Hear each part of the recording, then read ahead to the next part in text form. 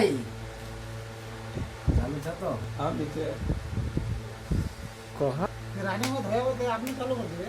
শ্বশুর বাড়ি গেলে জামাই জীবনে করবে না কামাই।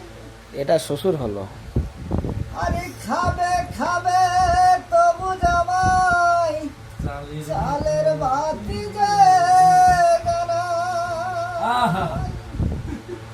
আরে দেশি ছাড়া পোল্ট্রি জামাই খেতে আর না চাই। এমন ভাগ্য আমার জামাই জুটেছে, আরে কার নসিবে কি আছে কে বলিতে